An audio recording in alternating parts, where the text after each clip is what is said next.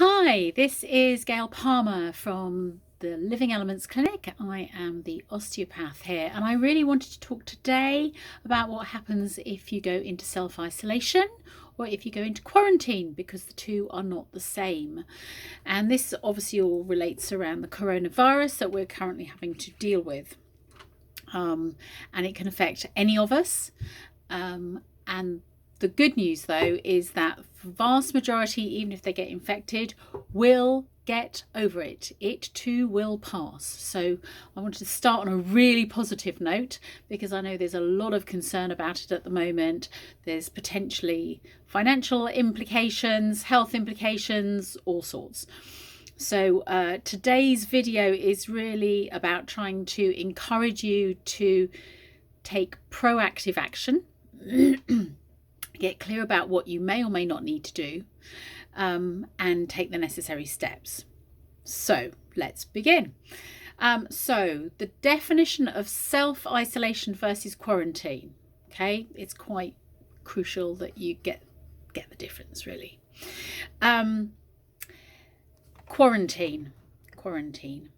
If you are at risk of having the COVID-19 infection, but you don't actually know that you are infected, i.e. you may or may not end up with it, you need to go into potentially quarantine.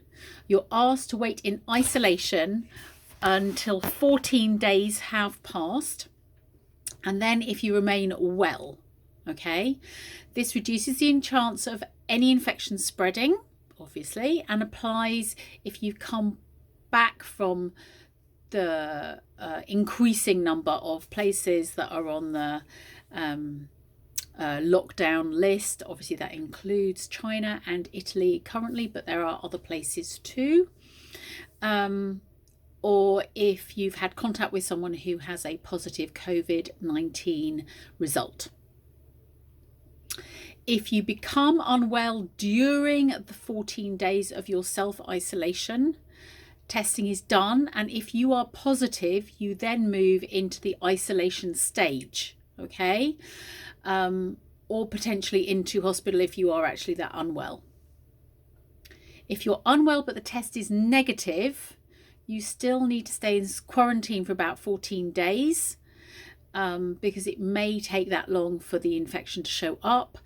And you also don't want to spread any of the other infection that you've already got to the rest of the population.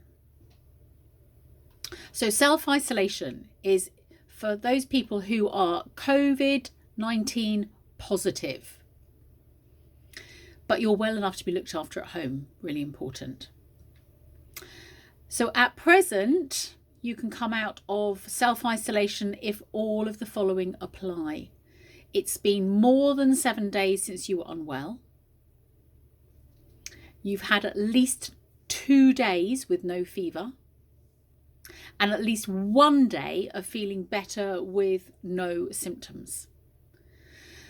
You have potentially had 2 tests 24 hours apart, and they're both negative.